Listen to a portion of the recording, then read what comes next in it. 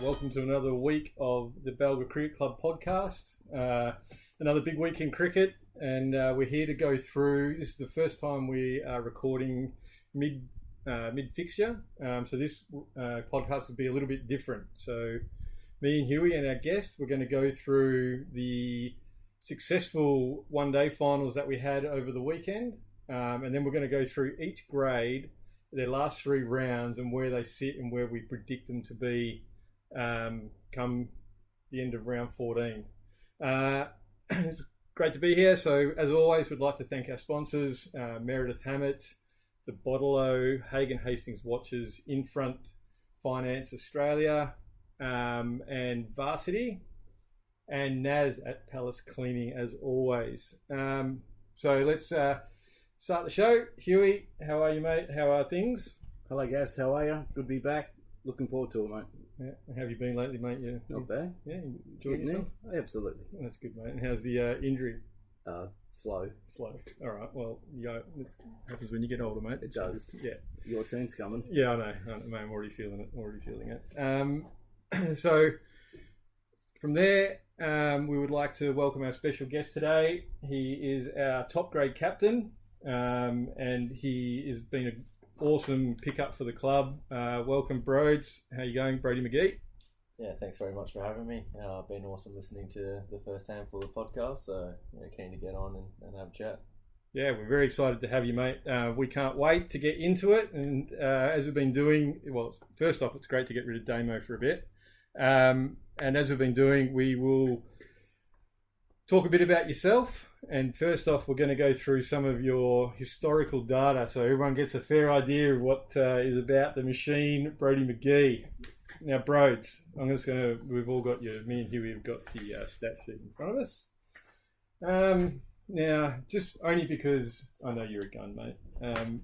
How many ducks do you reckon you have in your career? Lots more than I should. Yeah. Got a number? I reckon it's 30 plus, probably 35 if I had to guess. Oh, that's good, mate. It's good. Look, we've got a guy who is, what do they call it? Humble. He's only got 28. So well done, bro. Well played in the first category. Yeah. All right, Hugh. What's one you'd like to see what he's got? What's your best bowling figures, you reckon, Broads? 5 for 33, I think. Oh, no. Very humble. Very humble. Yeah, I know. Now he comes out. Okay. So, let me... 50s? This will be hard, surely. 30, probably. Maybe 32. Oh, no. 36. 36. Getting close. Yeah. You must know how many tons you've got. Yeah, 10. Yeah. So it's it's something you would remember, I reckon. If they included T20s, I reckon it would be close to 30, I reckon. Here he comes. Righto, what's on next? Yeah. Thanks for coming, bro. It's been great having you. And then, career runs? 7,050. Ooh. I mean, I'd just be proud to say 7,000, right? Are you sure you're not counting? How's this, Hugh? 7,488, right? That is a mountain of runs. And this would have been from last week. Did you get 12 on the weekend? Yeah, I should have made a lot more. Yeah, for sure. That'd be 7,500 runs. Oh, pretty good. Yeah, he was just evening out the numbers for us. I don't look. Yeah, no, mate, that's a high score. I scored 145 when I was 15 playing J grade for Balga. Against who? Lansdale. Anyone in the Lansdale team that is still playing now that would have been kind of your age? You think that? I don't think so. I got dropped first ball and then batted the whole 40 overs. Yeah, nice. So 145. Yeah, very good. I think my dad was playing that game as well, and we both opened the batting. I think he made 92. So yeah, very nice. So. Very nice. All right. I think that would be... You can play a bit, Yeah. And so can Broads. And then keeping, mate. You, even as a youngster, were you always a keeper? I started as a leg spinner, actually. Playing cricket as a leg spinner, and then I was always pretty handy in the field. Started to get into keeping. I've always sort of really enjoyed keeping, just being involved in the game, every ball. And sometimes cricket can go for a long time, especially playing district cricket. You're in the field for 90 overs. So if you're not going to bowl sometimes those last 20 or 30 overs can be pretty disheartening. Could be pretty tough too. Pretty tough, yeah. It is tough to keep, but I definitely enjoy it. I've done a little bit of it this year just to help out Jimmy, but yeah, probably would prefer to bowl, but definitely enjoy keeping as well. Yeah. So even when you don't do it as often, you feel comfortable straight away going up to taking the gloves. Yeah, absolutely. I played in the representative games just before Christmas, and I captained and kept in those games, and I felt like I actually did quite a good job with the gloves. Yeah. Definitely easier to captain being behind the stumps. Yeah. Okay. Can see everything much easier to make small little adjustments in the field, and played a lot of indoor cricket when I was younger, so I feel like I have that ability to come and stand up to the stumps to medium paces. That's handy. Which definitely troubles a lot of batters. A lot of batters like to bat a fair way out of their crease. So coming up to the stumps, I think, can sort of make them make a mistake or sort of change something up, maybe play across the line or something. So I think it's a big advantage to be able to come up to the stumps. And you're changing your length straight away by doing it. 100%. So absolutely, you can control that. Yep. Way better than the bowler can probably. Yeah. So let's get into it, bros. We'll do a bit of a question and answer time with you. I'll just start. I know Hewey's got some questions for you, which is amazing, to be quite fair, because I haven't got any questions, but This is the most prepared we've ever been. So this is we're really getting into this. Well, they're not. Don't worry, they're not hard. Yeah. So, bros, my question, I guess, just to start it all off, we've known you since a very young fella at the club. You've gone on, played some really high cricket, and then played the clubs, that we obviously compete against. What drew you back here this year? I think when I found out that Tony and Hewey were going to be a fair bit more involved, figuring out that they were both going to be Tony coaching, and then obviously Hewey sort of helping out. That was definitely drew me into the club. Watching these guys play when I was a young guy, watching them play with my dad. I'll never forget watching Hewey get hit in the eye, and his contact being stuck in his eye. I remember watching that game when I was maybe 9 or 10. And yeah, I've always had great memories with Hewey and Tony. They helped me out a lot when I was younger. So I think just wanting to come back to where it all started for me. Didn't have a very good year last year in terms of enjoyment level playing at Kingsway. Sort of struggled a lot in the second half of the season, and it definitely impacted my own performances as well. Just not enjoying the game, sort of not wanting to be there, almost being a bit of a chore rocking up on a Saturday. So yeah, okay. I went down to a couple of pre-season sessions at Kingsway, and I wasn't sure if I was going to play at all. So I sort of reached out to Tony, and when I found out Glenn was coming back as well, I thought, this might be a good time to sort of get back involved and see if we can get this club back into A grade, which is a good challenge that I'm always keen for a challenge. So that's something that I'd love to do. Yeah, mate. It's been great so far. Hugh, do you feel that you're heading in the right direction with the crew you got?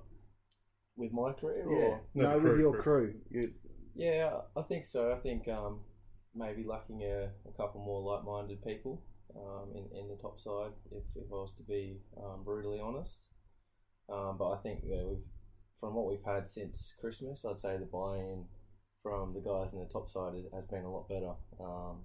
We've had a couple of instances where on the weekend we declared, and the buy-in's massive, going out into the field for a handful of overs, and then the previous game against Karrinyup, going out there for 7 or 8 overs. Everyone really up and about and upbeat, and that's sort of transitioned into the following week. So I think the energy levels there. It's just it's a little bit tricky whether or not some of these guys are 100% buying in is probably the only query. But I think from what we've had earlier in the season to where we're at now, the improvement's definitely showing from all the guys. So I think we're heading in the right direction. That's good. And you find that your position you're in now, you can consolidate towards the end and really push hard finals? Yeah, absolutely. I think at the start of the season it was probably somewhat a little bit reliant on myself, and from what's happened after sort of the last 4 or 5 games, it's been a lot of even contributions actually. it was sort of me or Chimera or bust at the start of the season with the bat, but now it's really grown. We've had Ramesh score a 50 who had never scored a 50 playing top grade. I've thrown him into opening the batting. Oh, good. I like what I see with him. I think he's got a really good technique.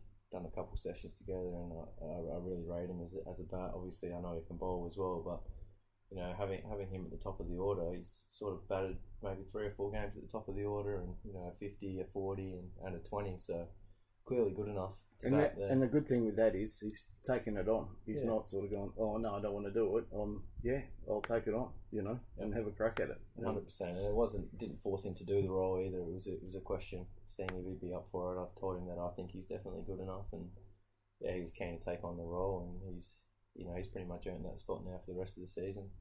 And the other guy that I really like on our side is Praveen. I think.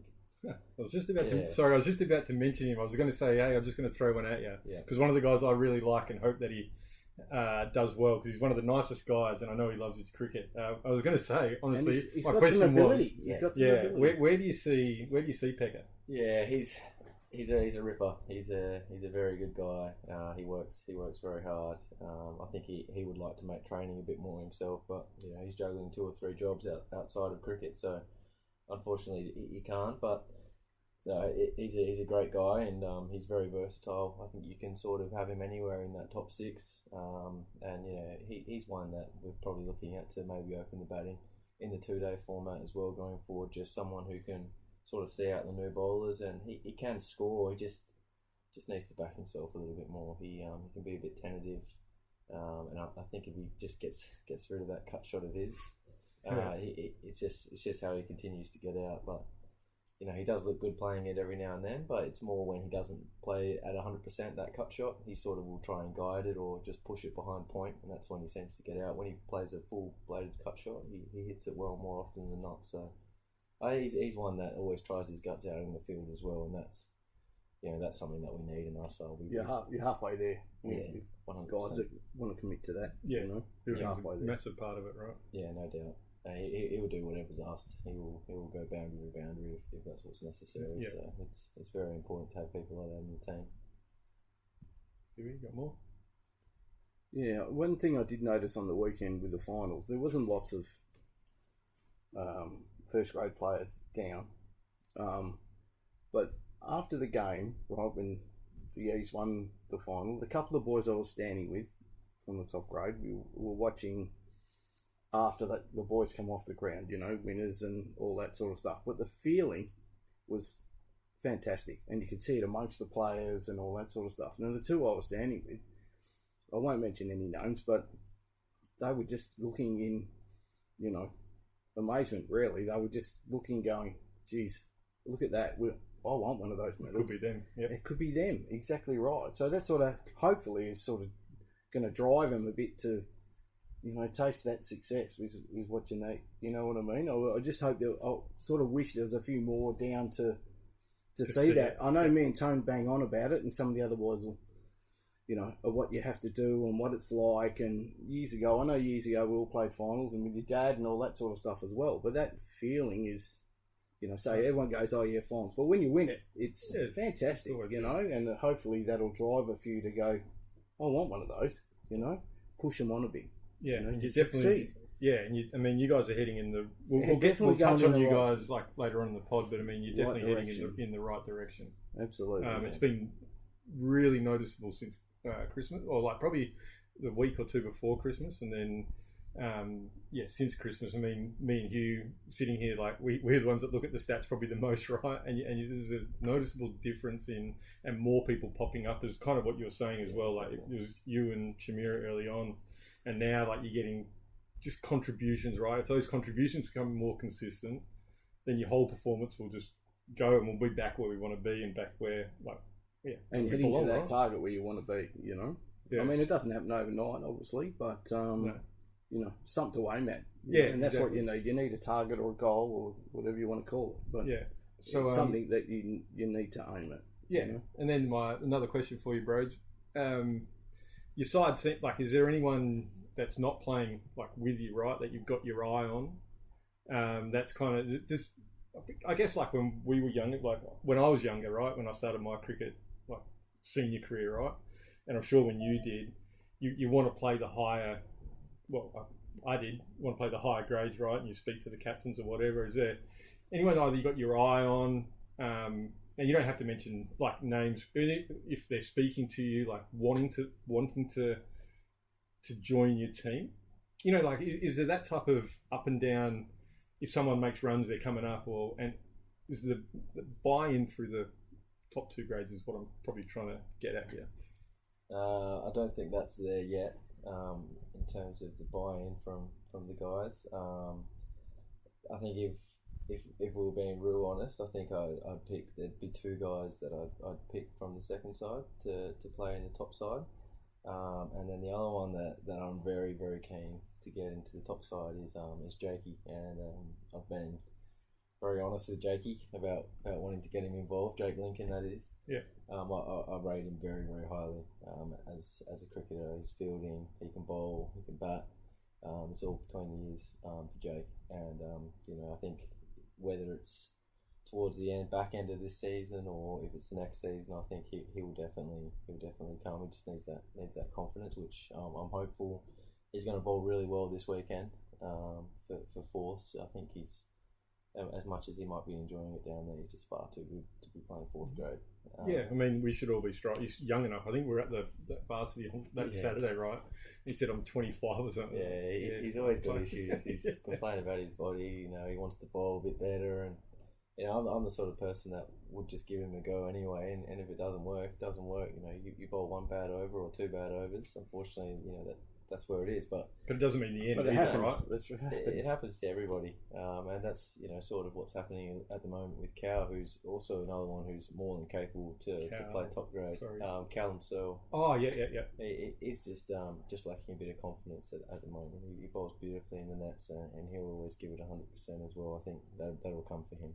I think it's really frustrating for him as well, isn't it? He just can't get his head around it at the moment. But it'll come. It'll come for him. I think he just just confidence. It eventually will get there.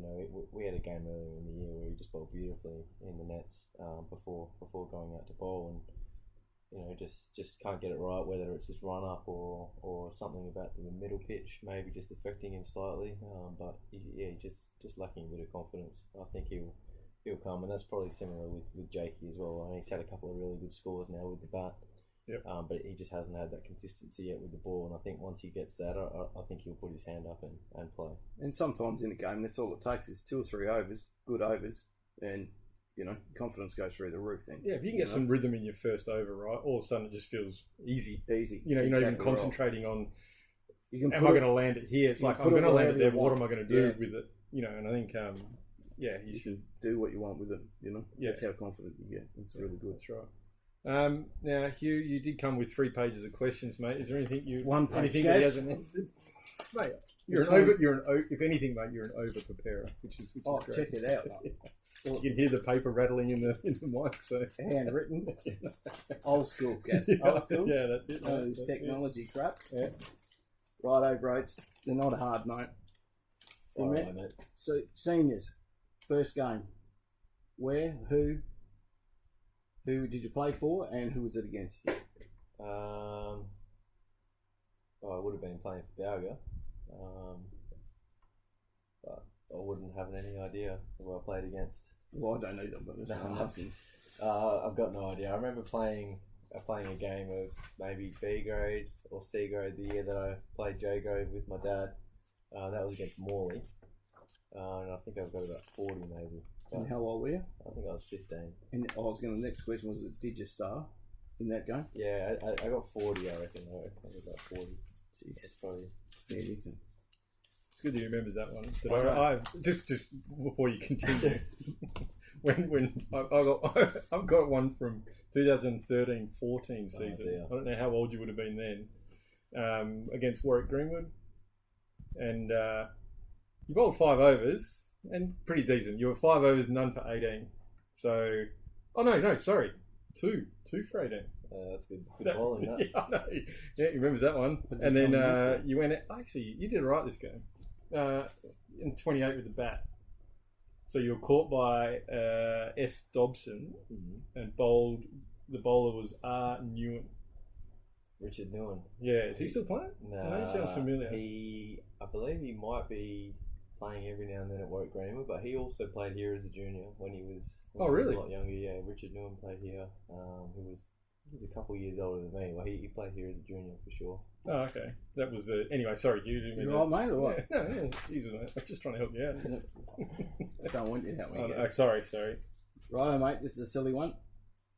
Seniors, your first decent bat. What was it? Probably 145. Not out. And what bat did you use? What was your first bat? Oh, the first bats would have been one of the old mans. I think, yeah. Or maybe it might have been a bomber actually before he started the Quest. Did he force you to use Quest? Really, he should be paying me to use them. I reckon. Are they still around? He should be paying us all to use them. What do you mean? Exactly. Yeah, come on, Roy, get Come onto on, it. mate. Making a quid? No, I haven't had to pay for a lot of my gear, so most of the bats I've had have been pretty good, to be honest. So I can't complain at all. Are you using a Quest net? Yeah. Yeah, okay. Yeah. And the full kit? Funny that. No. No, he doesn't do any pads anymore. Oh, okay. But I've still got the gloves. And the new gloves coming? The new gloves arrived yesterday. Have you got yours already? I haven't. I don't know. Whatever. I'm hoping you bought a pair for me. And I need bought a pair. Well, they have arrived and they actually do look pretty good. Oh, that's good. Righto. Favourite band? Favourite band? Jeez. Young fella, probably never heard of them, but yeah. I'm not a massive music listener actually, but I'd probably go with Tame Impala, I'd say. And what do you normally listen to if you don't listen to music? Usually a couple of podcasts here and there. Obviously this one. Yeah, pretty his favourite. It's my favourite. Well, yeah, I'm just waiting for this to get onto Spotify. Make it a little bit easier. It's a bit hard to get onto YouTube, but... wait till you find out what this week one's going. Yeah. First car, other than the higher one that you got now, that's been key. First car was a Subaru Forester, gold Subaru Forester. Quite a nice little get up actually. Was that the old hand me down, or did you pay for that? Bought that one. Saved up some hard-earned dough for that one, about $4.5K I think it was. Did me well. Sell all your free Quest bats. Yeah, that's right. Sold them all. Most of them don't last me long because I just spend so much time batting in the middle. Oh, here we go. Not like mine. Middles are brand new. They're just fucked. Favourite meal? Spaghetti bog for me. That's a good one. Okay. And when you're growing up, playing sport and following it, who was your childhood hero? Childhood hero would be Ricky Ponting. Definitely, he's one of my favourites. And then probably more recent, probably Joe Root. Big fan of Joe. Yeah, there you go. Favourite drink? Single fin. You said nice. Yeah. Favourite movie? I was a big Harry Potter fan when I was younger. Yeah. So I don't know. I'm not a big movie watcher either. So I'll probably just have to stick with that, Harry Potter. I don't know what's worse, the drink or the movie. Yeah. Oh, mate, I've never seen Harry Potter. Actually, I did see one out of order. It didn't make any sense. Nah, and 10 minutes, I reckon. Yeah. Well, I've already asked you favourite cricketer. All right. What are your other interests outside cricket? AFL. Pretty sport. Yeah, Dockers for me. That's better than the Eagles. Yeah. I think we're heading in the right direction. Hopefully, maybe some finals footy. A bit deeper this year, not losing against Gold Coast. Footy's a big one. Basketball, big fan of basketball. Big fan of LeBron James. He's talking in. He's my guy. Me and Bros might just have to have a conversation off air about basketball. Just anything really sport related. I'm a big watcher and big fan of.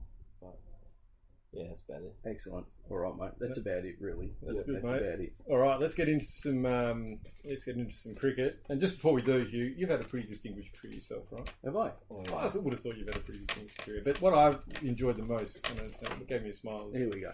The most memorable thing was for Broads was as a kid was you getting hit in the face from the contact. I was wearing a helmet too. So straight in between the grill, and I'll never forget. That was my own fault as well, just quietly. Blood everywhere, and yeah, I just remember Hewey saying that he just couldn't get his contact out. I don't know how old I was. It must have been 15, 16 years ago, I reckon. But about all the good things you've done, mate, that's one of the remember highlights, for something. Mate. That's all right. He's always been a very good bat, Hewey. Yeah. Thanks, mate. You're very kind. Ball. Yeah, no, Hewey's one of my favourites. Helped me out massively through my time.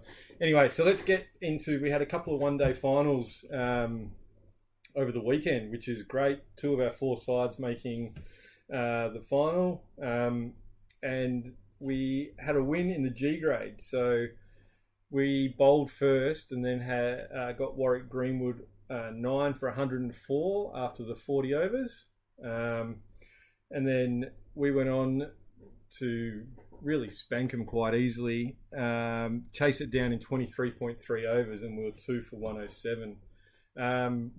Fantastic effort by Naz and all the players down there. They've been pretty much second the whole year. They only had they had a loss, I think, the other week, but before that it was just Warwick Greenwood was their side that they couldn't kind of get over, and then to knock them off in a one-day final gives them great belief now to carry on the rest of the season. They meet them in the 2-day final. We know we can knock them off. No fear now. Yeah, that's right. No fear. So, Broads, we'll actually put you straight into the fire here, mate. We're going to look at the bowling statistics here. What stands out to you, or just go through? But as you go through, what catches your eye? I think Nazza always seems to bowl quite nicely during games. I mean, I've seen him bowl a couple of times at training, and it's very hittable. But he clearly knows what he's doing on a Saturday come game day. So he bowled 8 overs, 2 maidens, and took 1 for 14. Only 2 extras. So if you're opening bowlers starting off like that, it's obviously going to put you in a pretty good spot. Yeah, well done, Naz. And then obviously Scotty Moore as well. He seems to just continue to keep him ticking. So 8 overs, 2 maidens, continues to surprise everyone. Yeah, he does. I always notice when he bowls, he has his little index finger that points to the sky, and that seems to have been doing that for the last 30 years, I reckon. Has he still got a little bit of pace on him? Probably bowls about 75 k's, I reckon. Yeah, okay. The finger's a tick, isn't it? It's got to be a tick. Oh, it would have to be. Points that finger right up to the sky, Scotty. That obviously does the job. And I never remember him bowling too many wide, so Scotty, get onto that, mate. Yeah, four wides. Yeah, one guy I can definitely bag is He actually bowled pretty well on the weekend. Second spell was rubbish, but the first one was... We've all had problems with that second spell.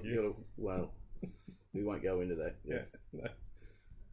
Sorry, Brad. Sorry, Brad. No problem. We digress. And then Wuffer come on first change. He's a ripper, actually. I've got a lot of time for Wuffer.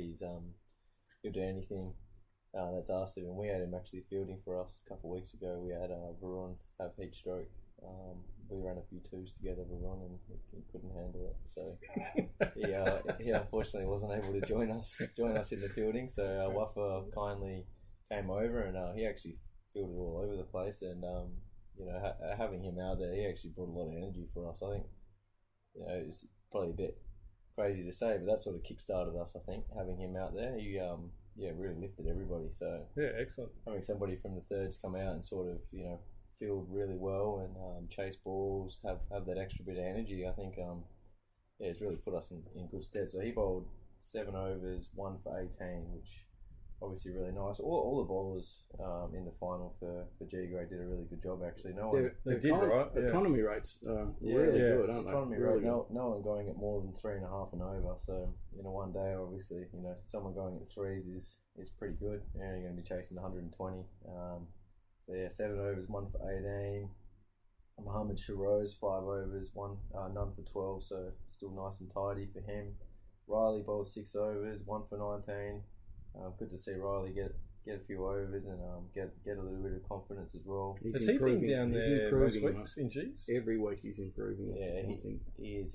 He also listens as well, Riley. If you do ask him or you tell him, he does. Sometimes he'll fall over a little bit when he's bowling, but once you sort of let him know, he will try his best to stay as upright as possible. Yeah. He does have that little bit of extra pace as well in that grade, which I think would trouble a few players. Yeah, very nice. But yeah, I heard he also took a couple of catches as well, which is very good to hear, because we did some fielding training last week and he dropped them all. So he's learning. He's learning to catch them. Well, he took 2 for us on Saturday. Oh, did he? Well. Yeah, okay. So he's all over that. And then they had Hammer Hamed Abdiani, 6 overs, 1 for 21. The only thing you'd be really critical about for the G's was just a little bit too many extras. Yeah, you look at that, right? They bowled him for 104, and then there's 17 extras. 19 extras. Yeah, which is quite amazing. And you're saying you go around that 3 and over, but there's only 2 that went at the 3, and they bowled the 4 extras each, like Riley and Hammer.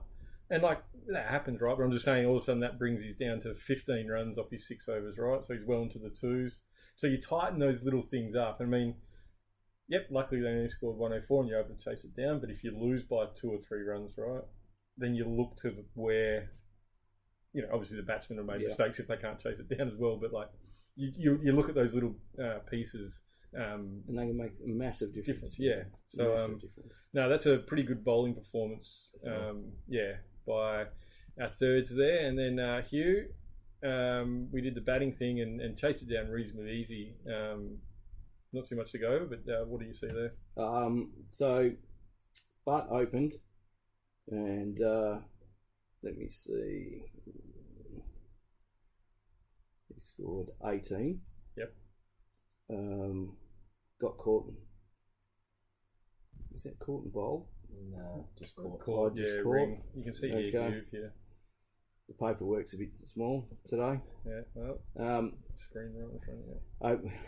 With a Bussy who scored 23, did quite well. So they got off to a pretty good start by the looks of things. And then Mohammed Shiraz not out 36, and Niall not out 19. So they cruised, really. Yeah, nice comfortable win there. Absolutely, that's one thing, like I'll just remember how we've spoken about it already, Hugh, over the time. Like they relied heavily on Sohail Butt at the top, and he still had a magnificent year and still making runs. But again, 18's it's a start, right? But they were able to not worry about that, right? And I think they were so reliant on him earlier in the year. If he didn't fire, everything crumbled. Absolutely. Right? Yeah. And then to see, Abasi go in with his opening, get another start, right, at 23. And then to see, it takes the pressure off, doesn't it? Yeah, boys, 104, right? If you bowl a team, you just think, we've got this, right? But it can be some of the toughest targets to chase down, right? I think so. I think when you're chasing a low target, sometimes you can get in your own head a little bit about sort of not playing these shots that you normally play. Yeah. Knowing that you've got the time, but then sometimes you don't play those shots that you normally would, and you find yourself getting out to a ball that you'd normally hit for a boundary trying to block it. So and you're wasting overs. 100%. I think if you look at that, say about 18 off 51, I'd say if you looked at all of his games for most of the season, he pretty much tends to go at around that 100 strike rate. He does. He does. Either they've bowled really well, or he's had that little bit of extra. Put that little bit of extra pressure on himself to actually get the team off to a good start, not throw away his wicket early, and put pressure on the other guy. So I think he's actually done a pretty good job there. Looking at that, 18 off 51, I think if he gets out first or second over, trying to play a reckless shot, all of a sudden you're 3 or 4 down for 30, and that 104 looks a long way away. It does, yeah. I think that's probably just shows where he's matured a little bit. Maybe really put it on him to get the team off to a good start, and then when you're 150 or whatever they would have been, it's pretty easy to come in there and sort of just get the job done. And they sort of accelerated then, because Mohammed Shiraz was 36 not out off 38, and Niall 19 off 22, so they certainly took off then. I think from memory, I'm pretty sure Hawker Park's a pretty small ground from what I remember. I also thought it was quite fast, so I think, if I'm Warwick Greenwood, I'd be content being bowled out, but to not lose all your wickets and only make 104 or 40 overs is pretty disappointing. Yeah, exactly. But yeah, what a great chase down by our thirds there, and well done Naz, well done all the boys. That's well deserved. They've been fighting hard all year. To get in that position and knock one off is pretty good. I think good on them. Definitely got the talent. They deserve it. Bowling and batting wise to go all the way and actually repeat the double, I reckon. Well done to Naz and his leadership. He's always all for his team, Yeah, in his exactly. club, to be honest. So now they've just got one more to go, right? Let's do the double. So well done there, boys. And then we'll go to our second grade one-day final. Had obviously, well, not obviously, but we were top. We're top by a long way there. And in the one-day final played Edgewater, who got in by a bit of a strange way. But, you play who's in front of you. And again, Edgewater went into bat. They made 8 for 128. And then we chased them down again quite comfortably. We passed their score 3 down, so we were 3 for 130. And then obviously the game was called and the beers were flowing. So this time we'll just go to Hugh first with the bowling. As usual, the boys bowled really well. There's a couple of guys in, this team this week that have come up from fourth. So and deservedly so. There's no issue with that. But they all acquitted themselves, really well. So we got Jammer open the bowling. 8 overs. He got 1 for 12. Addy, Mr. Reliable. Yeah, how good. Always has been, always will be. Just sits that spot, Ended up with, let me see, 2 for 10 off 8. It's pretty good. Bloody good, right? It's just line and length. Keep hitting that spot. If you want me, come and get me, Yeah. He's so good. There were 2 wides there, Addy, so not all the time, mate, so don't get in front of yourself. Don't get excited. Yeah. The great man, Tony Demon, 8 overs, 2 for 21. And Pete, young man, 1 for 37 off 8. Muhammad Kamsi, no wickets for 32 off 6. And Harshit, he got 1 for 12 off 2. So they're going after him, but, Yeah, it's pretty good. Keeping wicket in the end. Keeping Edgewater. All the hard work was done early from, I don't know the exact figures, but I think they had them 5 for not very much. Oh, okay. Not very much. Yeah. So they let them off the hook a bit. I think one partnership there with the scored 50 odd. I was going to say, it looks by the bowl, like we don't have that, but by the bowling with, just saying with Pete and Casmi, right? They look like they got hit a little bit, so it seems like a partnership built through that middle section, right? Yeah. Like they started to go after the bowling a little bit. Eddie Fowler made 45, I believe, from memory. 45, about 140. Yeah, okay. So I think Tone was saying too, Ramesh took the best catch he's ever seen. Yeah. I reckon. Oh, really? Yeah. I didn't see it, but apparently it was pretty special. So. Yeah. And then again, like what Brodie mentioned in the third grade, like there's 22 extras there. So, you have that. And not that it mattered. I mean, they chase it down easily, but it's again, all of a sudden, instead of getting 128, they're 115. They're absolutely 110, something like chasing that. the ton and that's it. Yeah. But I mean, sorry, that's like nitpicking. It's a great effort. So Broads. But you still got to, they can burn you. Yeah, exactly. Come around, they can burn you. Anytime, 128 again. Like we're saying, the 100's hard to chase. You lose by 10 or 15, then you look at that and you just think, where do we go wrong? I think, just on the bowling as well, you probably have to look at Tony's captaincy here. I mean, he's obviously done a pretty good job, throughout the season. But previously, I think he probably would have come on a little earlier, actually. But from what I understand and what I saw, Jamal and Addy bowled 8 each to start, so they bowled the first 16 of the match, and it's a little bit of a risk in a sense bowling your 2 first, probably your 2 best bowlers or your 2 sort of strike line length bowlers, bowling them out your full 8. Yeah. But to do that sort of job, going at 1.5 and over. 16 overs, and they're going for what? 16 overs. 22. 20, which, Yeah. I mean, I think if you're being critical of Edgewater, you've got to sort of be a little bit, you've got to almost take a risk with those type of bowlers to put them off their line.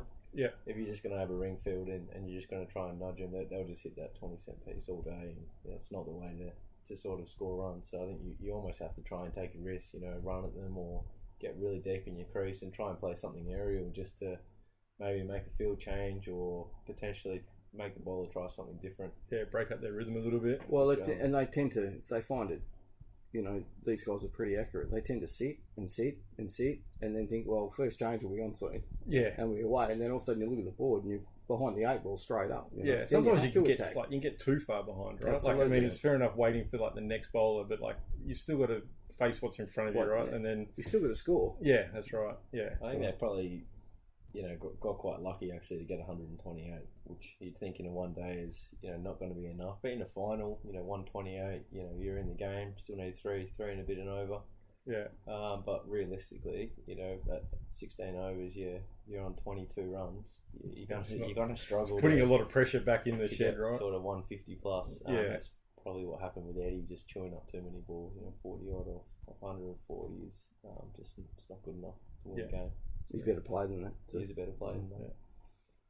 And then the batting, Broads. It's it's a up and down little scorecard there, but good effort there. What do you see there? Well, I know obviously the bowlers, Clutterbuck and Eddie, and then Westcott. They're just sort of line and length. Clutterbuck's a left arm spinner that just sort of doesn't really turn, and more we have to play him as a bit of a swing more of a dart than anything else. Yeah, he just sort of. Is he the left armer that kind of comes with a weird run up? And he's left armer. He's got a lot of wickets.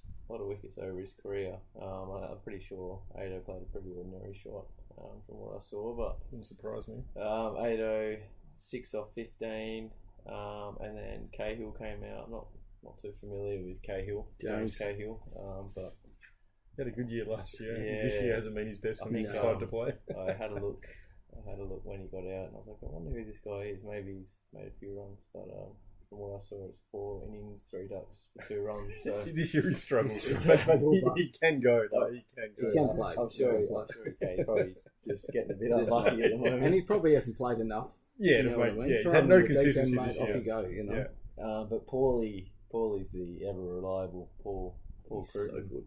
Krutman. He just does a good job. If you're being critical, he probably doesn't look that technical. He doesn't really look like a genuine opening bat, but he's very difficult to get out. He gets in behind the balls, and if you bowl him anything sort of wide outside off, he'll just cut it. And he actually probably just cuts a lot of things. He's got good hands. He's got very plays good a good hands. Full shot as well. Okay. You drop it short to him, he'll put it away, and he anchored the innings. He batted beautiful. Smart, really smart. Batted really smart. I think he took a lot of pressure off the other batters, just continually getting 2 and 3 and over, which is what they needed. So Paulie finished on 51, not out of 96, on a 42-degree day, only hitting 2 boundaries as well. So it's pretty good going. I mean, it's pretty impressive to be able to bat that amount of time. Dacky came in at 4. He got 13 off 32, so it's still not that bad. If he gets out really early and then Glenn comes in to face the spin and potentially gets out, then maybe the game's a different game. So he batted well, Dak. He was just starting to get in it, and then got keeper caught it in his pads. Yeah. Caught behind his pads. Yeah. Okay. So it was a bit disappointing, but shots actually. Yeah, he was just starting to for 4 as well. Settle in. Yeah. And then Glenn came in and he batted really nice. Seems like he took it away from him pretty quick. Yeah, he didn't really. He batted smart. He batted smart. He didn't play a shot from what I saw. He did not play a shot in the air until he was on about 30 when the game was pretty much done. Oh, good. He bombed a couple over mid on, but he just milked it. I think Edgewater missed a trick with their field. Watching, I could see that they had a lot of guys on the boundary. It's very easy for Paulie and Glenn to sort of continue to get 2 and 3 and over, and then one bad ball, and all of a sudden they've taken 7 off the over, and sort of just continue to do that.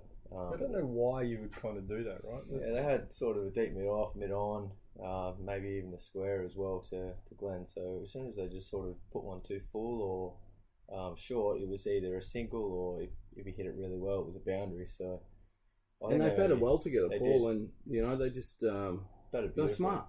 Just played the field really. Yeah, he's made a lot of runs this year. Paul. Yeah, he's made bucket loads of runs. Is he interested in? He has come up and played a couple games. I think he played up there last year. Yeah, he opened the batting. He's played 2 games for us. He's opened the batting in both games. He hasn't got any runs in the top side, but I think he's also one of those guys that will play if you ask him to play. Yeah, I think now he's got such a good roll down in the seconds, and obviously with the top side sort of finding a couple of openers, we probably don't really need him at the moment. Yeah. And just having him, in that second side, I think he provides a lot of stability for them. So I probably wouldn't want to take him out unless it was absolutely necessary. If we will lose a couple of players, then we might have to call him back up. But yeah, Glenn batted really well, 45 not out of 46, and he was probably showed some patience. He showed a lot of patience. I think he was maybe 20 off 35 as well. So those last 25 runs come pretty quickly, and big six right at the end over mid-on, which is a lovely shot. So he batted well. He's obviously a class player. Similar to maybe a couple other guys with Glenn, just gets in his head a little bit too much. Yeah, but he can play. He's a sort of 360 player that can hit all over the ground, and he can just take games away from you so fast. If you're going to bowl short or you bowl too full, he'll punish you. And being a big ground at Balga, he has that ability to hit the ball 80 or 90 metres. So. Yeah, and when he gets out, he gets himself out. They don't get him out. Yeah, no, he gets himself out. Sort of what was happening at the start of the season as well. He'd take 8 or 9 off and over, and he'd be like, "Well, this is brilliant." Just knock a single, and in Glenn's head, he's like, "Well, I can take 15." Play some random shot. Yeah. That they haven't invented yet. Run down the wicket and hit a 6 over mid wicket. But no, he batted beautifully. I think. Yeah, he's a very good player to have down in that second side. Keeps well. Yeah. He's a great keeper. Yeah. Very, very good keeper. I'd say he's one of the better keepers I've seen actually in terms of warm-up cricket. He's very, very good hands. Has that amazing ability to come up with the stumps as well. I'm sure he would have been keeping up the stumps to a lot of those guys, Petey and probably even Addy and Jamal at some point as well. So he's got great hands. Yeah. Great effort by second grade there. Well done, Tone. Must be like Premiership 51 by now or something like that. Getting up there. Yeah, but great effort. You guys have been. Krautman, man of the match, by the way. Well done, Paulie. Oh yeah, deserved it. Absolutely deserved it. Yeah, I'm not sure who won it for the. No, I'm not sure. But we'll shout out next week who won that one. So yeah, just a great. You guys have been the standout team all season in that grade. So. Well done there. All right, before we get into the next little part of the show, just again, thank our sponsors, Ronnie Abood at the Professional Real Estates, the Bottle on Main Street, Meredith Hammett, local member, Hagen Hastings Watches, good on you, Jeannie, In Front Finance Solutions, and then, as always, Varsity. Make sure you get down to Varsity whenever you're having a beer. Use the app, money goes into the club account, and then the more you spend, the more the club gets, and then that turns into better facilities for you guys. So get down to Varsity whenever you can and support our sponsors. And that's for all our sponsors, so get on down. So as we discussed, that's the last, really, we're going to talk about individuals and cricket. We're going on to the team aspect. We're going on to do a bit of a look at what's ahead. We know we're halfway through this round, but this round is kind of counted in where we're going forward. We're looking at around 12, 13 and 14 ladder positions and where we go. You'll see after the first time, kind of what we're looking at doing. So we'll go into fourth grade. All right, I'll start off. After the 11th round, we have, first off, we'll say Balga is sitting at 6th, all right, on 21 points.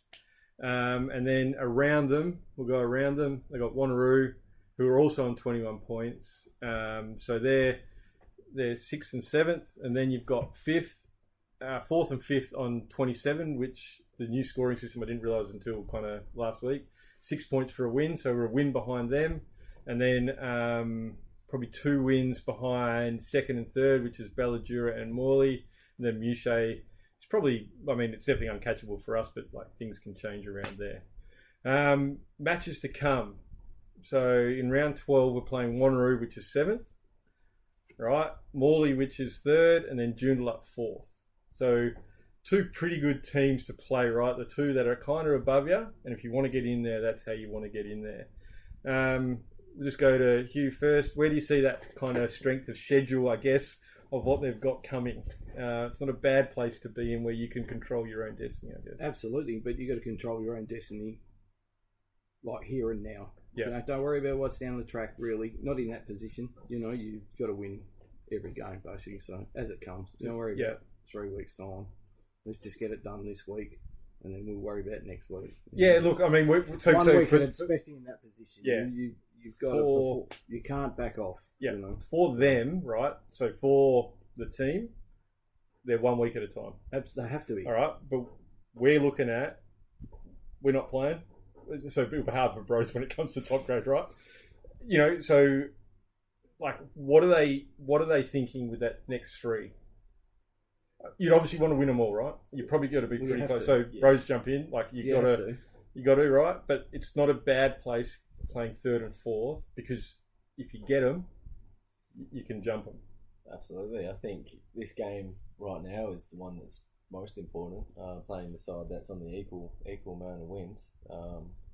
I think that's the game. If you knock this one off, I believe that'll be 2 in a row for 4th, and then you take a little bit of confidence. They've got the guys in the team this game, especially. They've got Jakey and they've got Cal, Petey. They've got the bowlers, Dunk, and Dunk as well. Obviously Brownie being that older guy as well to help out in the field. They've got the players to be able to bowl the side out for sort of 70 or 80 quite comfortably. But I think they might be at that point now where obviously you want to take care of the result, but anything else you can sort of do, looking at that net run rate, it's going to be quite tight in terms of positioning. It wouldn't surprise me if potentially it comes down to net run rate in terms of missing out or making finals. So you sort of have to have a decision on whether or not, obviously you want to take care of the result first and foremost, but then you have to really start to think about, have we got a chance to win an outright game here?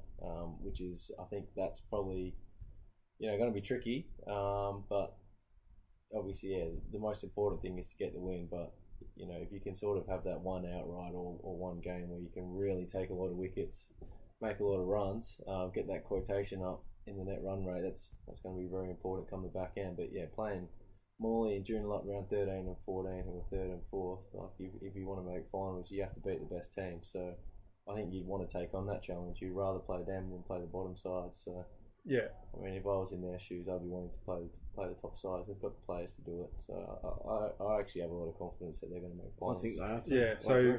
So in the next thing, the kind of the clubs to watch coming at home, I haven't put Morley and Joondalup in there because we're playing them, so we control the destiny there. But you look at, these are the 2 I've put down. You can talk to it, guys. The ones really to watch, coming home on what their schedule is. So. Me personally, I picked Joondalup as one of the teams. Obviously, they are in 4th. That was, we can control that one on the last round. It feels like it might actually come down to that one potentially. Yeah. But I mean, they were playing Balladura. They're halfway through that game. I'm not sure how they're going, and we're not looking at that. But hopefully, they should potentially lose that one. And then they got Mewshay, right, first, who are in 1st spot, and then they got us. So if all things go right, they drop their last 3, right? And to a degree, you want some of that to fall in your favour. Yeah, you need to get a bit of that, right? Yeah, a bit of luck up the top. Yeah, and then the other one is, to me, was Aussie Park. They're 1 spot above us, a game in front, right? But they're not in the 4 yet either. So, but you still need to overtake them. They've got a bye round 14, so that kind of helps. But they're in a game against Mewshay at the moment. If they drop that one, who are sitting, Mewshay's in 1st, they drop that one. They do have Wanneroo in round 13. So if they win that one, it just gets them to that 33 points. I don't know what you are. Yeah. Yeah, it's going to be tight. Whatever. Yeah, it's definitely going to be very tight. It's going to be tight. I think if you look at it and think if us boys in the 4th can win the last 3, I think they probably make it.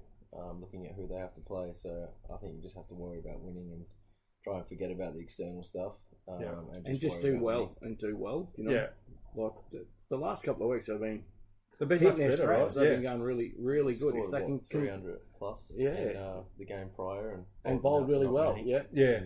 Which is good. If you can sort of be consistent with that, you don't have to score 300, but lots of runs and bowl them cheap, like Brad said before. Yeah, that's it. And then we go to our my predictor, and you guys can weigh in here. I think realistically, the best finish they could have would be 3rd. I can't see him kind of getting a top 2 spot with the way things probably work out. They've got obviously games to play. Too far in front, probably. Yeah, I think the likely finish to me on their schedule coming home would be 4th or 5th. Yeah, I wanted to say 4th, but that's a bit of a homer pick, right? Yeah, it's 4th is correct. I think. Is where they will likely end up. But that's not a bad thing to aim at. No, you know, exactly. aim for fourth. Then you're not getting too far in front of yourself. Yeah, you know? and I mean, fourth would be a great result. Put too much pressure on yourself to finish higher. Yeah, and I mean, I think it'd be with the way their season's gone, their surprise finish. I've got them in third. But that would be a real. Did they beat New Show last time they played? Yeah, that was the one they scored 327 against. Absolutely slaughtered them. Petey with 98. 98. Yeah, and then Jakey and H. Everyone's scoring runs. But it would be, to me, it'd be a surprise if they do. I mean, it'd be a surprise because it'd be such a great effort, right? From where they've come from, they didn't win a game for the first 5 rounds, type of thing, or whatever. Yeah, it was. they've been. They're coming good at the right time. Yeah, so. That's right. And I guess if we go through, the disaster finish would be falling over these last 3, not getting it, and then ending up bottom of the table, finishing up in 7th. I think that's where I see them. So, Broads, now you've just kind of seen that. Where do you think they'll end? Where do you reckon they'll finish? I think they're going to finish 4th. I think if you have a look at 3 games to go, if you finish 6 and 5. I think that's good enough to make the top 4, especially considering they're playing Morley in round 13 and then Joondalup round 14, who are 3rd and 4th in the ladder. So if we can knock those sides off, I think we finish 4th. I'm confident if we can win the last 3 games. I can't see how we miss. I think. What about if we win 2? So say we beat Wanneroo. Well, 2's getting tight now. I think 2's going to be tough. 2's going to be tough, but you got to rely on others. Because you got to rely on others as well. We beat Wanneroo and then potentially lose to Morley or Joondalup. They're pretty much going to guarantee one of those spots. And then obviously we've already said we're a bit too far off Mouchet on 36. Probably going to struggle to get on top of Balladura and also Morley, who are on 33. So they basically have to lose their last 3 for us to get on top of them. So I think we're really fighting with Osborne Park and Joondalup for that 4th spot. So winning against obviously Wanneroo this week, and then sort of letting the results take care of themselves. Having a look, Joondalup are playing Balladura, who was 2nd in this round at the moment, and then followed up with Mouchet. So we have to expect that they're going to lose one of them. It may come down to that last. Yeah, it seems like it just all keeps pointing like this Joondalup match. Is going to be a big one, right? So and then Hugh, where's your likely finish? I think 4th, and to be honest, I don't think that they need to try and aim too much higher than it. Yeah, that's their target. Once you're in there, anything can happen. Yeah, especially because you've beaten Mouchet recently. Yeah, and your confidence is up. Yeah. So, all right, that's where we kind of see it all finishing. Good luck to who's the Poodles? Poodles, and then Pete when Poodles doesn't play. But yeah, so good luck down there, boys. Keep going. You've turned the season around, so give it hell in the last 3 matches, and could be the start of the 4 teams in all final. So we'll move on to 3rd grade. I'm just going to chuck you under the bus, Hugh. Thanks, mate. You can just go from what I've written, or you can just kind of interpret it yourself. Well, the boys are 2nd at the moment. They may finish top, but I don't know that it's that big an issue. They played Warwick Green on the weekend, 1-day final, smashed them. Their confidence will be through the roof. They won't have any fear. I don't know if they could really get first either. 9 game and a half. Yeah, Greenwood seemed to have smashed everyone, right? Yeah. The net run rate is better, but I mean, if you have a look, they've also had a no result, and somehow Warwick Greenwood haven't had a no result, so they must have played that game that absolutely bucketed down in rain. First round. I think that helped. They must have somehow squeezed the win there, which I think they're probably going to hold up that first spot. But realistically, I don't think it matters finishing 1st or 2nd. Either way, you're going to get a home final, so it doesn't really matter. Yeah, and I think too, they just keep rolling along, be consistent. Yeah, exactly. That's all they got to worry about. It's quite interesting actually looking at that ladder. You got 2 sides with quite large net run rates, and then everybody else in the minuses. Yes, it must mean like there's a fair discrepancy amongst the teams, right? I think there might be a bit of a gap in between those top 2 sides, and then obviously going from there. I've never heard of Hammerhead's second 11. Well, they're not sponsored. They played AMS. 11 games, 1 win and 9 losses, so probably best we don't really talk about them too much more. They probably should fold, I think. And it's interesting too, they come down to Greenwood last round as well. So on top of it. Exactly. So I mean they could get it, but unlikely. What's to come for them, you? Oh, Hammerheads, that's it. Yeah. So we're halfway through that one. We won't go to. We won't go. Yeah. Kingsley. Actually, I don't think the scores are on my cricket. So. Oh, they got Kingsley as well, which are 5th. So they should go okay. You know, it's just got to be consistent. I mean, the Lee Parkinson Davey real estate team is right up there, mate. I don't know why they put this shit in my cricket. Yeah, just an extra plug. It's good on you for plugging them too. Yeah, I know. Yeah, good on you, Lee and the team at Davey Real Estate. I'm sure they're all listening. Join a great club. Come to Balga next year. We'll start poaching them. And they've got Greenwood, who are on top last round, so it might have something to do with the way they finish. But you know, they just got to be consistent, keep winning. You know, Warwick Greenwood are a pretty strong club. I think they have maybe 6 or 7 teams, maybe even potentially even 8. They've got a pretty strong side. They've also got a women's team as well. They've got a big club. Yeah, they've always been quite strong. I think the thing that helps them as well is I'm pretty confident they have sort of that A grade, C grade, and then sort of filters down every couple of grades. So there's not much of a gap in between their grades. So if you've got guys playing in that G grade, they're probably capable of playing in that next side. So yeah. A lot more up and down. They've got a lot more room for a bit of movement. Room. I believe they have A, C, D, and then maybe even one even in between that G grade side as well. So they've obviously got a lot of players down in that club. Yeah. Now there's not much to really watch here. I mean, I would say they're guaranteed to play finals, right?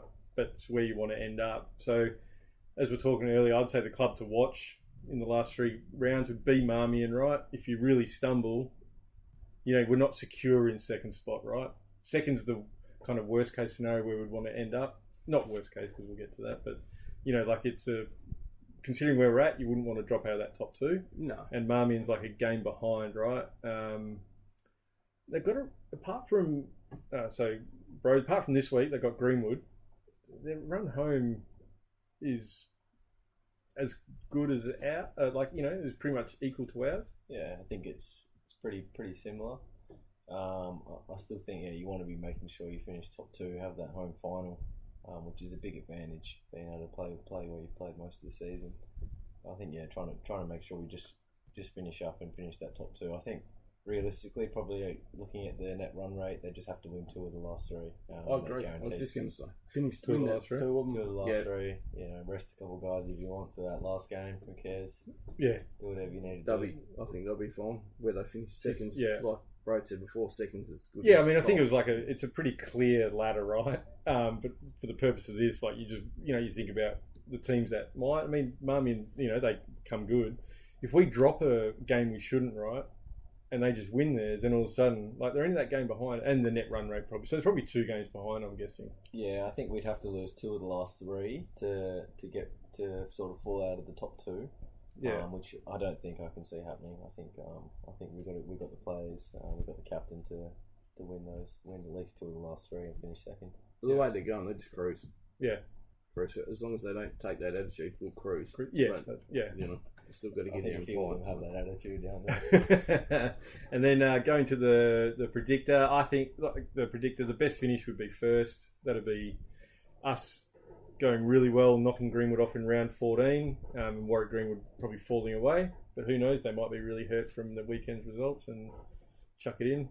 Let's hope so. Absolute disaster 4th. They'd have to just not turn up. Yeah, that's pretty it. much. The disaster finish. Yeah, but that, they dropped. Still final. That's the disaster finish, right? But that, I know, it's still finals and you'd see it as a success, but there would be a little bit of disappointment about finishing 4th. Yeah, I think if you were to, be real critical, if they were to lose the next 3, you're going to struggle to win that first finals game. I think you'd really struggle to. You're down straight up. It's hard to pick up again. Yeah. Even I had the surprise finish at 3rd. I'd be surprised if they just knocked 1st or 2nd. I think anything but a top 2 finish would just be a surprise with the year they've had, the consistency they've showed throughout the year. And they deserve to be 1 or 2. Yeah, I think anything outside of that, if you were to be honest, would actually be quite disappointing. Yeah. So there's the rundown for the third grade. Sorry, let's get into our 2nd grade. We'll start pushing through. This one shouldn't take us long at all, right? This is just doing very well. This is Balga on top of the ladder, 21 points clear. They can't actually well, unless it's outright, so I don't think they can really drop out of there. You got Muche in second, Balladura third, and Quinn's fourth, Edgewater fifth, and they're kind of the teams that are all pretty much vying for contention. I think Kingsley Woodvale, the Indian Ocean Landscaping, come across Casey and team, join us as sponsorship, and the rest of them probably can't make finals. So, but even saying that, I think one thing's a bit of a danger. I know we played Edgewater quite a bit, They're a pretty good team, really. They're good. They're They get to fourth. Yeah. When you're playing a semi, you need to be on your medal. Otherwise, they will knock you over. Yeah, even though they're fourth. Sort of similar demographic, don't they? In terms of those few older guys that have played that high level of cricket, that obviously are all capable on their day to sort of have that really big game, whether it's with the bat or ball. So I think you'd want to sort of try and avoid them if possible. But then again, like obviously we've already just beaten them in the one day, so we know that can be done. Yeah. Well, we've beaten them 3 times now. Yeah. I know. So you've had a good record against them. And mentally, when you come up against teams, you sort of go, got them. But they can. They're pretty good at what they do, right? So don't want to be here either. Yeah. So this week we've got Karen up, and we're not going into the score, but I think we've already probably won that one. Yeah. Yep. So now it's absolutely it was already and now it's a real time to fill your boots for some guys who may not have had much of an opportunity. Let's have a look at that. And I hope they do that too, right? I think you will, Tony. I think you will. And then the players. Yeah, the players. Yeah. And I think why not? Haven't had an outright yet, so why not? Let's see if we're capable of really knocking them off. And Karen up, unfortunately, right down the bottom with 2 wins and 8 losses. But we may as well just kick them while they're already down. Absolutely, the Netto uniforms, smash them, fucking hell. Absolutely, just finish them off. And then probably that, maybe we might get a couple of players from there to come over, because if you're getting destroyed like that, might as well join, right? Absolutely, you can't beat them, join them. Apparently, there's talk too that they want to move associations and stuff like that. Oh, really? So, that all came after getting destroyed. I think that's pretty good. And the club I had to watch, and I couldn't find a reason really to watch anyone. I thought of Edgewater, but I went Balladura, right? It's only because that's our one loss. So I don't know much about Balladura. Yeah. We've beaten them reasonably comfortable in the 2-day I think we played, but the 1 day they beat us. I can only think maybe you don't want to see them. I don't know what they're like. I mean, I'm pretty sure this team wants to see whoever's in front of them, right? I think everyone sort of learned a bit of a lesson. Then don't relax. So I'm not sure where they're. Boys are in a good frame of mind, ready to go. So I'm not sure where they're at, right? As in this week, but they're only a game in front of 5th. They got apart from the last game, they got Karen up, but the next 2 are the one they're in now, and then the next one are pretty tough games. They are a slight chance of falling out, especially if the Netto uniforms can have one last before they leave associations. One last hurrah. Just looking at Balladura, just having a look at some stats here, they've only got 2 guys that have actually really scored any runs all year. One guy with 140 was their second highest scorer, and then somebody else with 219. So must be a bowling side. I would have to assume not a lot of runs there. I think the game that we did drop against them, I believe there was a decent amount of guys out. I think Tony took 6 or 7 that game. Okay. But I'm pretty sure we only made about 118 or so. Yeah, wasn't it? We didn't make a big score. No. No Glenn, no Jared. I don't know. Really struggled. Hewey, to be honest. Really struggled with it. Yeah, so I think it was just someone to they have beaten you, right? So they've got something that they could hold on to if they made it right. But they're also a chance of falling out. So we'll see how it all ends up there. Basically, in the predictor, the best finishes first, the likely finishes first, and the disaster is really not applicable because they can't fall out of first. No. So we've got first. So well done to our second grade on a fantastic year. But before we, give you flowers, you've got to really finish this one off. Well, that's right. We're in the box seat to just clean it up. Yeah. Basically don't get ahead of yourselves. Clean it up. Just, as I think Brodie said, fill your boot. This is the chance for the guys that, because Tone will give them the go. This is the chance not to go, fuck it, we're already there, I'll just go slog. Relax. No. This is your chance. See if you can go out and make runs, get wickets. And they won't be doing none of that. Yeah, You keep them in line. Yeah, that's right. But I think if you look at their last two games as well, you're versing Quinns who were fourth, and then Roche who was second. So I feel like playing in that side, those are the sort of games that you'd like to have. Likely potentially playing one of those sides in the semi-final anyway. So important to get that little bit of extra confidence. Get a look at their bowlers, have a little bit more of a look at their bats.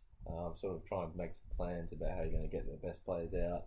Yeah. And then also with bowling, just figuring out what lines you're going to bowl.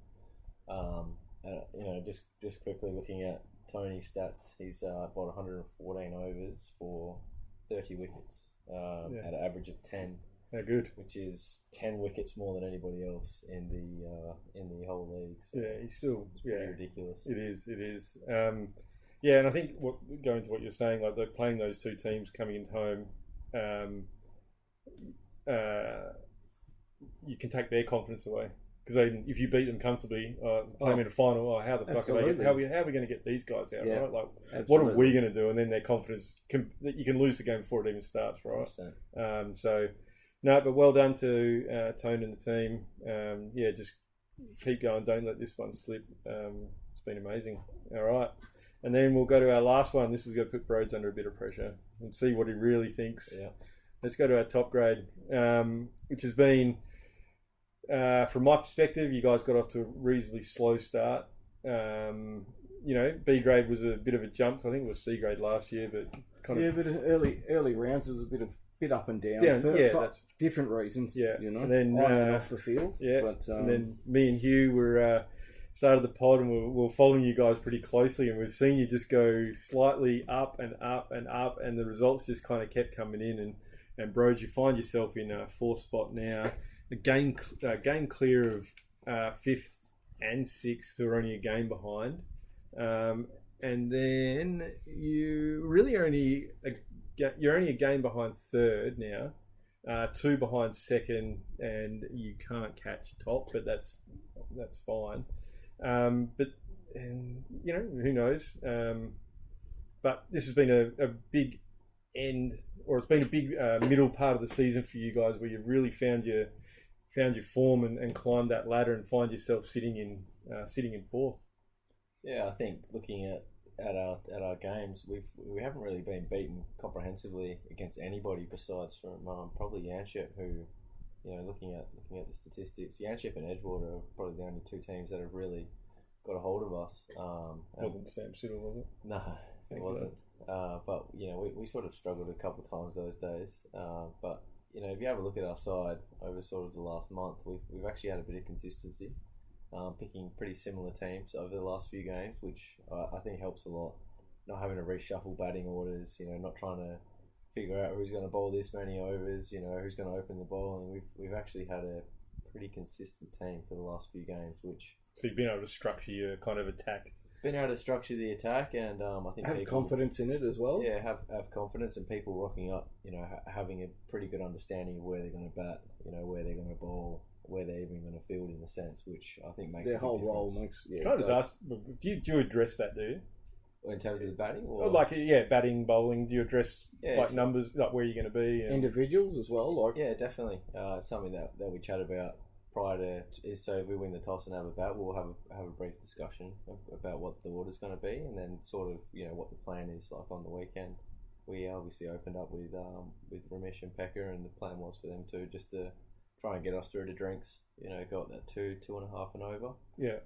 Which is really all you can ask for your openers. If you can be none for 40 or 50 after 20 overs, gives you a real nice platform for Jimmy, myself, and Chamira, Hamza, Varun. We've got quite a deep batting order. When we can not lose wickets early, it's when we lose a couple early, and then we seem to capitulate a little bit. So I think having Jimmy sort of take a step back from opening, he's a lovely opener in the one days, but sometimes I think his wicket's a little bit too crucial to lose straight away. Yeah. So having those two guys up top to really stabilise, and then me, Jimmy, and Chamira sort of floating 3 to 5, and then Varun and Hamza at 6 and 7, and then obviously we've got still a Bussy at 8 who's made a lot of runs, Trey 9, Afak and Osama at 10, 11. So got quite a deep lineup. I didn't really know much about Afak's batting, but he's certainly proved to me on the weekend that he can hit a ball. So yeah, I'm pretty impressed. With where we're at. I think, I'd be very disappointed if we didn't make finals from here. So I'm hopeful we can get this job done. So what's to come then, bros? What's to come? So obviously we got Marmion week. We'll finish week 1 of that. So yeah, heading into week 2 against Marmion. Not going to scores. No, okay. Not going into but scores, looking okay. But it's a good run okay, home. Yeah. It's a good run home. Yeah, it's a good run home. We'll play. Yeah, so obviously, touch wood. Barring any catastrophes, we should be winning this game. So that'll put us. I mean, from what I know, Karrinyup are going to lose this game as well. So we'll be pretty much even with Karrinyup after this game between 3rd and 4th. Yeah. Can you catch him on net run rate? I think is that could. too big? Or I think we could get him. I mean, I don't want to jinx it. No, but it is gettable. That gap's not. It's gettable. And if we obviously don't want to talk too much about last week, but Karrinyup pretty much looked like they've already lost that game. So yeah, they could potentially be in for a pretty ordinary net run rate, depending on what the other team decides to do with that one. So yeah, we should get the job done this game, and then we have Yanchep at home, which we want a bit of revenge there. It was a pretty nasty game last time we played them. Very very ordinary conditions. It was very windy. We sort of were quite unlucky with the conditions. It was quite overcast and spiteful. Yeah, it was. It was very windy and overcast when we batted, and it sort of cleared up and was quite nice to bat sort of later on in the afternoon. So probably just a little bit unlucky that day. Didn't make many, only 120 or so. I think I got 60 maybe. So it was a bit disappointing, and they pretty much batted pretty comfortably to win that game. So we're all pretty keen to get a bit of revenge against them, and going into round 14. That's a good finish, really. It's a good test for you. See where you're at. Yep, and Mouche have got a couple of nice players. They've got an English import, Ben Clifford, who's quite a handy bat and bowler. The rest of their guys I probably can't use the language I'd like to use about them on here. But yeah, I don't mind their English import. He's actually quite a nice fella, but the rest of them not a big fan of. Yeah. Going back to when we played them last, probably can't talk too much about what happened there. My big question would be like, how good are they really? But don't answer that because I don't want case one fucking head from Mouche. That's right. They've got a couple of guys that can really take the game away. We're Balga Cricket Club, right? We certainly are, mate. Obviously, we lost to them by a run. Last time after we were told we won that game. So, a bit of controversy. Fair bit of controversy. We thought that would have made a big difference. Yeah, too. So that would make a massive difference. We could be pushing for a home final if that game stayed as the result. I didn't realise that. Yeah. The umpire had already signed the book, and half an hour later changed his decision. So we can't talk about that one too much. We just have to sort of forget about it. Don't get a brownie and get a suspension. Yeah. Off the podcast, even. Yeah, that's it. We'll be off air. Yeah. I think. Yeah, it's pretty interesting. Obviously got the club to watch there as Karrinyup, who. Do you agree with that?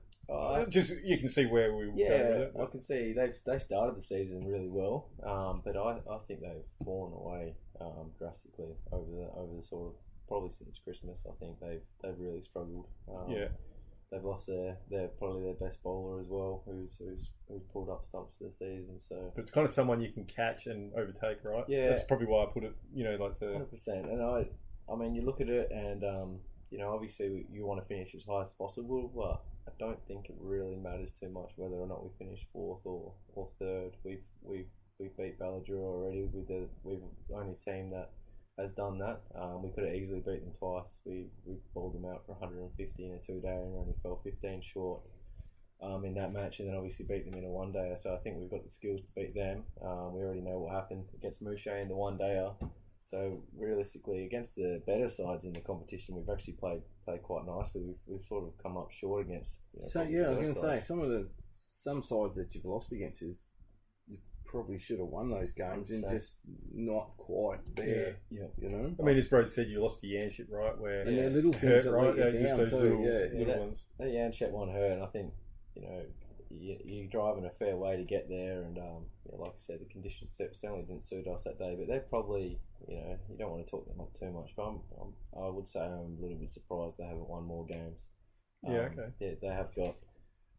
Probably one of the better bowlers in the comp in Azar, who obviously played here last season. I think he is, as much as I think he throws it, he He's Good, good, bro. You can say more. You can say more. he has got that bit of extra pace that okay. that others don't, in terms of being able to actually, have that pace to scare people.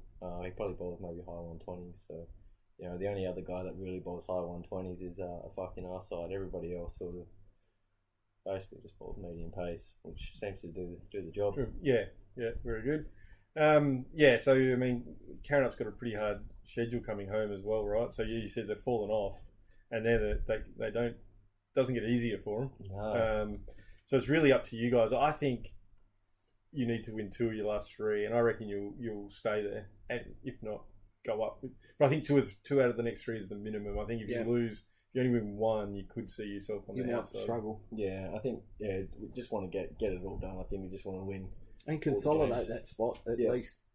Consolidate. We know that we're good enough to beat either Mouchet or Balladura, depending on where we finish. So, I think it doesn't really matter whether or not we finish 3rd or 4th, but I'd be very disappointed if we would have missed out. I think we just have to get the job done, just have to bat and bowl well. And to be honest, I think we're far better 2-day team than we are as a 1-day team. We can bowl guys longer. We can sort of set up an innings a bit better. Yeah. We have someone in our side who can bowl high 120s with the new ball. So, if he's cruising, he has the ability to bowl 10, 15 straight and really take game away from someone. And the other one who's really started to come good lately and found some confidence is Osama. So he's been really handy for us. Last couple of games he's actually opened the bowling. Leggy, right? Yeah, left arm leg spin. Yeah. And it's been quite. It's quite convenient what he's been able to do. We've had to bowl a handful of overs, in one because of a declaration and another game because of getting bowled out. But having him bowl at the other end just to try and rush through an over, just to give us the potential to bowl maybe 1 or 2 more than we would, it would have bowled 2 paces. And it's actually got us a wicket both times. Okay. So his last few games, I think he's taken maybe 3 and 4. So after not taking really any wickets all season. So he's sort of found that confidence now to be that frontline spinner, which we need. And then we've got the bowlers around. So I think realistically we've actually probably got the best team, or close to the best team on paper when you look at it's the good. other teams. It does your confidence a world when you got back up with the ball. Well, yeah. Oh, for sure. So then this is where I think your best finish is probably 3rd. I didn't look at Mouchet's run home. But I mean, you guys have got him as part of it, right? Yeah. So maybe you could get to 2nd, but it would be reasonably. I mean, your net run rate's right above theirs. Yeah, above theirs, but it would be hard to catch them on 2 games, right? I think they've already got the job done as well. Okay. In this game, so I think we have to lose their last 2. Lose their last 2, and obviously we win the last 2. But I mean, you never know what could happen. We're obviously, from my point of view, we just worry about winning and worry about playing our best cricket, and everything else will sort of take care of itself. I think once you start to look too far ahead, a few other guys in the team have been checking out other results, looking at other results during the game. They can't focus too much. Not on something that really interests me. I think you just got to take care of your own business. You can sort of worry about everything else later on. Just worry about winning. And if you guys take care of your own business, you don't have anything to worry about. That's right. You're there now, right? You're not actually for sure. You're not coming from 7th worrying about results. If you guys win, you're going to be in. Yeah, that's right. So we're 4th now. If you win the last 3 games, it's just you're playing finals no matter what. It's just where you finish. So we know that we're good enough to beat anybody. And to be honest, it wouldn't really be that bad if we did finish 4th and had to play Balladura anyway.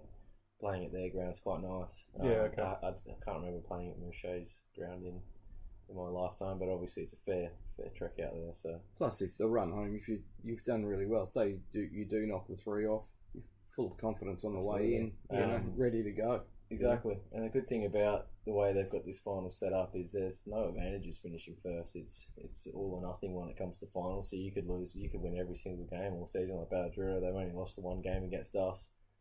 We could potentially finish 4th, or whoever it is that finished 4th. You have a bad day. Doesn't matter that you've won every game.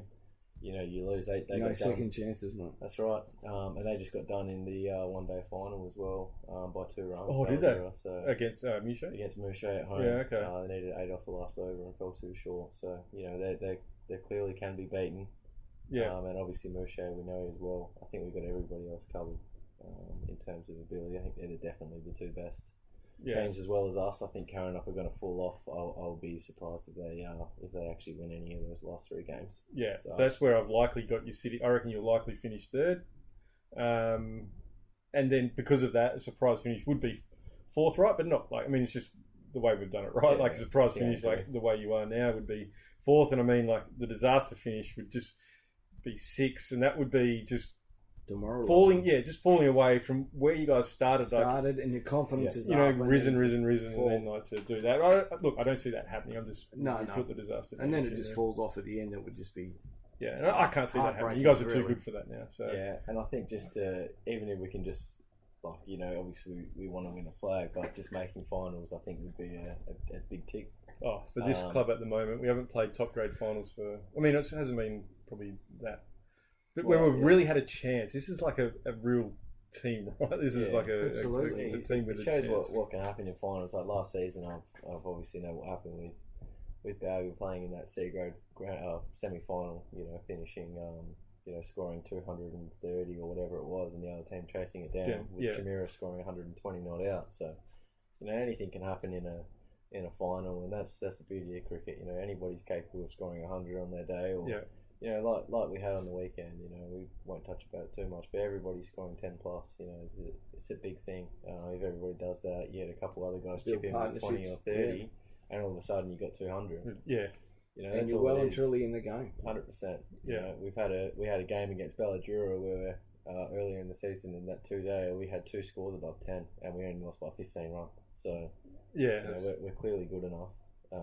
We just need to have that confidence and the even contributions around the side and just consolidate. I think absolutely. Just finishing in the top 4 as well. I think that maybe is enough to sort of, if there's anybody that potentially was thinking about pulling up or maybe giving cricket a miss, I think if we can finish in the finals, those guys would be hungry to come back absolutely, and want to do more.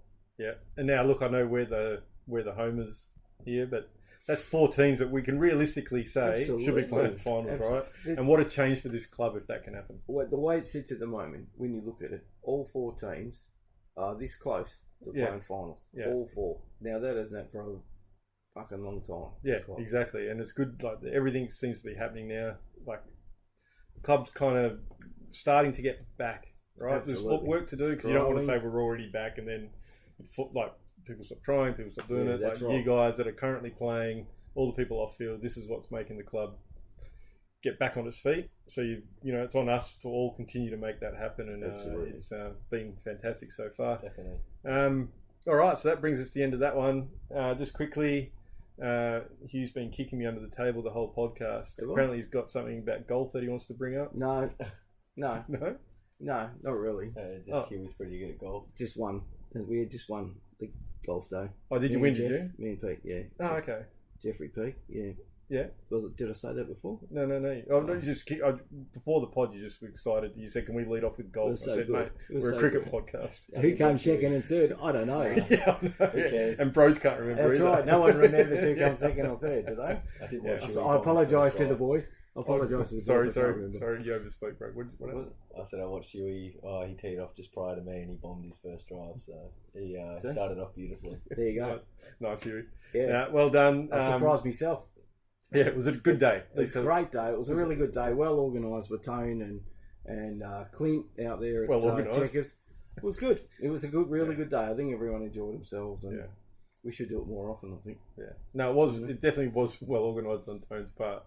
Just a shame Clint got the wrong day. I know, but it was good that it didn't affect the day so much. I think Absolutely new players, more players could. You lost a couple, added a few more come in. It's great to have the golf day back. It's great to see the club in the position that we're in. That's what's most important. The club was we're moving along now, leaps and bounds, and we just need to keep it going. Yeah. Really. So on that, Rhodes, thanks for staying with us, mate. This is obviously our longest pod, so sorry for keeping you 2 days. It's gone. Yeah. I've enjoyed it. But great having you, mate. It's been great having you back at the club, and you bring a lot of professionalism to the top grade, and you've got these players playing well, mate. So just keep that up, and keep doing what you're doing. We're glad that you're back. So good. We're really grateful that you're here, and I think there's bigger and better things to come. Yeah, I think we're just building. think we are, but definitely building in the right direction. And obviously, next season my dad will be back as well, so we'd be keen to have him down. Whether or not he's playing with us, I don't think so. But having lots of knowledge and having the knowledge, that extra player who's similar to sort of Tony, Petey, and obviously Hewey, somebody else who can help others. I'm fairly confident he's probably still good enough to play in that second side anyway. But wherever he plays, he's going to help. It's just fantastic, right? Like it's just everyone's coming back, right? Like we've talked about it with Damo, with everyone, right? We've worked hard to turn this ship around, and it's all happening. And as I said, bro, it's people like you coming back, bringing a bit of class. Yeah, professionalism, all sorts of things. All back, mate. All the little bits help. I'd like to thank you for that, mate. I've just on a side note, and obviously with all the work you and Hewey and Tone of the coaching, and everything like that. Doing much, mate. No, but look, you're around. Like I think that's part of the thing, right? You're around. There's someone to go to. If the players keep using you guys up for your knowledge and whatever, the club's just in a great position. Not many other clubs, I don't think, have the quality people they can speak to like we've got. They don't, and it's also having guys like Hewey, Tone, and Petey, the three that come to my mind. They offer just something small. Whether it's if they see something, they'll tell you. And may not be right though. I think for most of the time it is right. And I think just based on the respect you guys have, I think people are just willing to listen. I don't want to talk about my club last year too much, but obviously I was coaching there last year. We had 4 sides all play finals last season at Kingsway, and they, as a club this season, they've won 3 games for the whole club. So I mean, don't know what's going on there now with who they've got involved, but just having guys that can actually provide knowledge and have the respect of their peers, I think it's a big thing. And obviously Tony will tell you straight, and so will the other guys. But it's very important just to have those older guys there that have played all this top grade cricket. They've played so much cricket, so they know what they're talking about. I think that's why people are willing to listen. And maybe that's sort of what went wrong a bit last year, being a young guy trying to sort of teach old heads. Some people probably not necessarily thinking that you're telling them the correct advice, whether or not it is or not. I think that's where we're really heading in the right direction with people buying in. Even our fielding drills, people buying in, and then like the position we're in here. So four sides, all very capable of playing finals, and all very capable of obviously winning. So that's going to put us in good stead of potentially attracting some other guys next season as well. So. Yeah, absolutely. And you guys are training. Don't be scared to ask. Don't be scared to ask. Training's for, right? They're there. And that's what we're here for, to help. And I'll always do my best at training if I see something with the bat. The one thing I pride myself on the most is my fielding. I'll always try my hardest in the field, and I think fielding is a massive part of cricket. Right? You have to be very involved. People underrate it. It's huge. It is. It's very, very, very important, technical, and that's something that I sort of learnt playing district cricket, playing that Premier cricket. If you couldn't field and you weren't willing to field and put your body on the line, then you wouldn't play high level cricket. You'd just get pushed down to 3rd or 4th grade, and that'll be the end of that. So I think that's probably one thing that we can improve on as a club is our fielding. But I think like we've all said, we're heading in the right direction, and I'm keen to come back. Hopefully I'll be over in England for the summer season. And then I'll be coming back in sort of September, and hopefully get straight back into it. Yeah, nice. I think just keep pushing those standards. So good. Absolutely. Keep pushing those standards. Don't fall back on them. Just keep pushing them. Guys will get there, and it'll bring guys in. And it's little things that I won't go on because we got to finish. But even this will sound silly. White shirts at training. Everyone wears the same thing. Yeah. None of this Mickey Mouse bullshit. Black shirts, red shirts, yellow shirts. It's like a club as well. It's a club. People walk past. We're a club, and I know they're little things, but they are little things that build into and that what we're doing now as well. Things. Exactly right. So, well done, boys. Thanks, Broads. Thanks, Hewey. Me and Hugh will be back on sometime next week to recap last week's games. But thanks, boys, for sticking in and getting this one done. It's great. Really enjoyed it, guys. Thank you. Pleasure to have me. Hopefully we can bring home a couple of flags to really sum up a good season. Look forward to it, boys. We'll see you soon.